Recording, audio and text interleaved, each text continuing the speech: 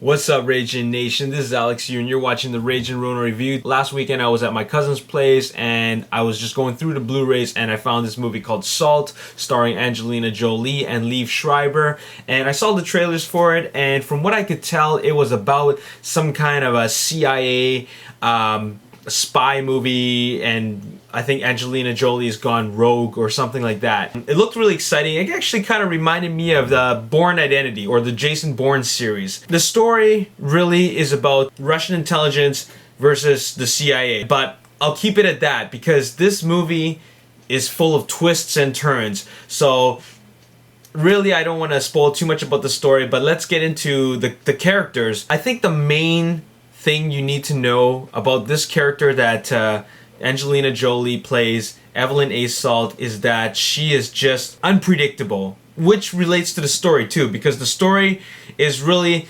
unpredictable, and that's what I really liked about the movie. It was highly enjoyable and it was very entertaining, and the big thing about the movie is that it keeps you guessing, because I'm trying to figure out throughout the entire movie, is Angelina Jolie a good guy or a bad guy?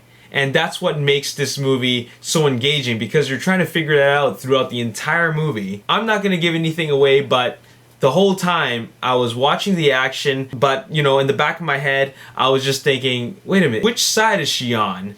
And you know, as the movie progresses, you know, you thought you figured it out, but then, you know, it throws like a monkey wrench at you, and then you get a new twist, and then a new twist, and a new twist.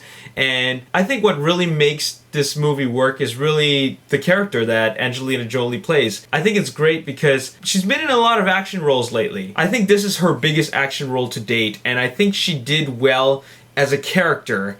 Now, although I did find the movie very entertaining, the only flaw I find in the movie is that, well, she's not very convincing as an action star, like physically. She plays it really cool. She's, you know, I like her character, but once it gets to the action scenes, I don't think she's physically capable of doing such stunts. You know, I'm sure it is her, and in some moments there are stunt doubles, but when I see her fighting, it's just really unconvincing, and that was my biggest setback for giving it a higher score.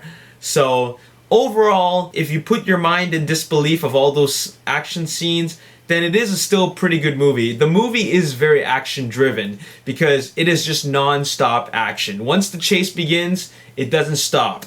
So in that sense, I really enjoyed it, but just turn your brain off during the action sequences and just enjoy the visuals, because otherwise you're just going to be focused on how Angelina Jolie is probably not capable of doing it.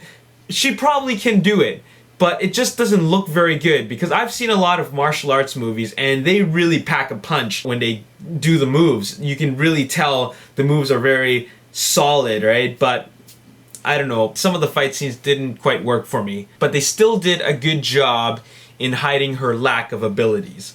Okay, anyways, I'd give it a 7 out of 10. 7 out of 10. I'd only watched it once. I saw it at my cousin's house on Blu-ray. I'm not gonna buy the Blu-ray. I'm probably just gonna borrow it from him if I want to watch it again.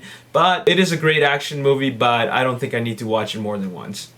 This is Alex Yoon. Thanks for watching the Ragin Ronin review. Peace. It's kind of it was a little bit disappointing to me in that sense, because I wanted to actually know more about the business and how they made it big, and